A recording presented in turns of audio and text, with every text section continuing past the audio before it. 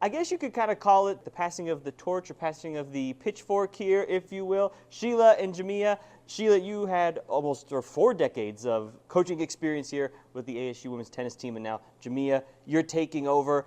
And your relationship goes back a long time too. So this is kind of a full circle moment, I guess, for you guys. Oh, for sure. What is this like? What is that like then to kind of take over for Sheila in a sense?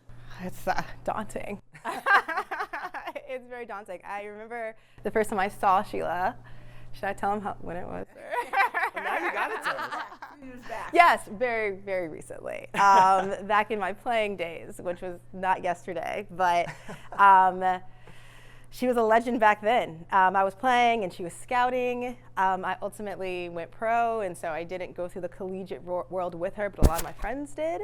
And like, she was making waves even back then. So when kind of news started to spread that she was looking, you know, to like hang up her hat and retire, I was like, oh, I don't want that. Those are some big shoes to fill, yet somehow here I am. Well, Sheila, what's it like for you then? You make the decision to retire after the historic career you had here, but when you're turning the program over, you're turning it over to someone like Jamea that I assume you trust and obviously you care about and have that relationship with. Oh, no doubt. I mean, let's put it this way. I started coaching before she was born.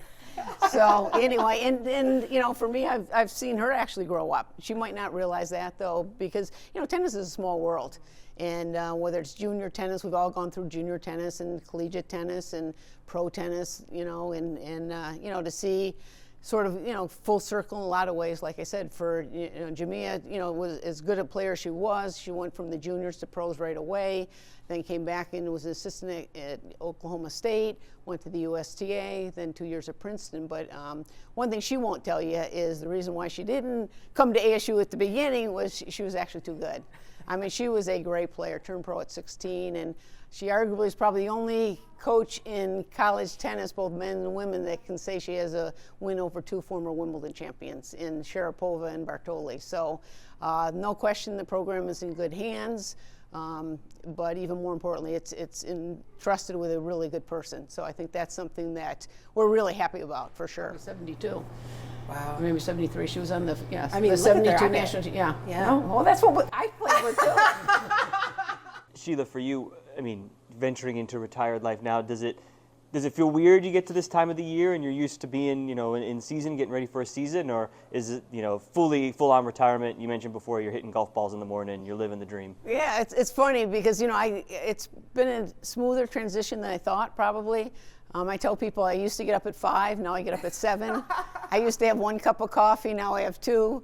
I used to go right to the tennis courts, now it's either the golf course or the pickleball court. So it's been, you know, it's been easier than I thought in some ways. But with that being said, I mean, I'm full excited for the season to start. So now it's the afternoons. I'll be out here, you know, watching practice sometimes, and certainly be all the matches.